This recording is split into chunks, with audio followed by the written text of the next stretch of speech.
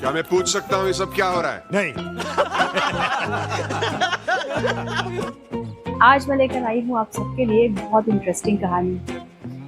एक बार एक व्यक्ति के पास एक घोड़ा होता है जो कि बहुत बीमार हो जाता है। वो उस घोड़े के इलाज के लिए डॉक्टर को बुलाता है। डॉक्टर इलाज के लिए आते हैं और कहते हैं कि इस घोड़े की तबीयत बहुत ज़्यादा खराब है। मैं 3 दिनों तक दवा देकर देखता हूँ, अगर कुछ इम्प्रूवमेंट हुआ तो ठीक है, नहीं तो हमें इस घोड़े को मारना पड़ेगा। पास में बैठा हुआ एक बकरा इस बात को सुन रहा था।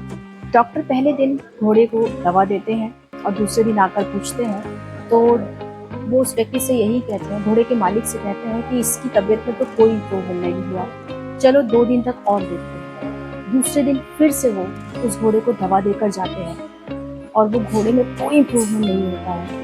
डॉक्टर के जाने के बाद वो बकरा घोड़े के पास आता है और कहता है कि सुनो, तुम हिम्मत करके उठ जाओ, वरना ये लोग तुम्हें मार देंगे। और घोड़े की तबीयत इतनी खराब थी वो फिर भी नहीं उठ पाता है। तीसरे दिन फिर से डॉक्टर आता है और घोड़े को दवा देता है।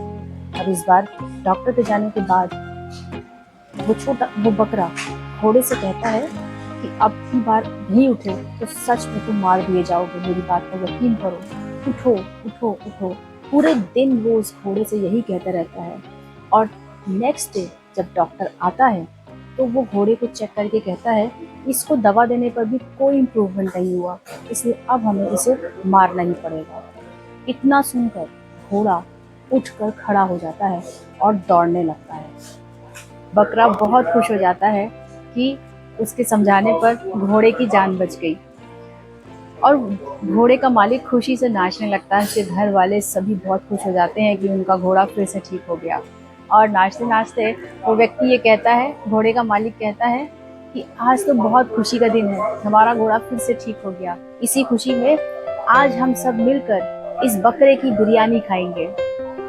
कभी कभी ऐसा होता है, काम असली मेहनत कोई और करता है। जैसे कि इस कहानी में असली मेहनत बकरे ने की, उस घोड़े को बार बार कह के समझा के उठाने की, लेकिन घोड़ा उस बकरे की वजह से उठकर खड़ा हो गया। मालिक ने क्रेडिट दिया घोड़े को ठीक होने का और बकरे को उसके काम का कोई क्रेडिट नहीं मिला, बल्कि उसे मार के खा लिया गया। इस कहानी से हमें ये सीख मिलती है कि कभी कभी काम कोई और करता है और उसका क्रेडिट किसी और को मिल जाता है। आई होप कि आज की ये कहानी आपको पसंद आई होगी। Thank you for listening. Listen कहानी।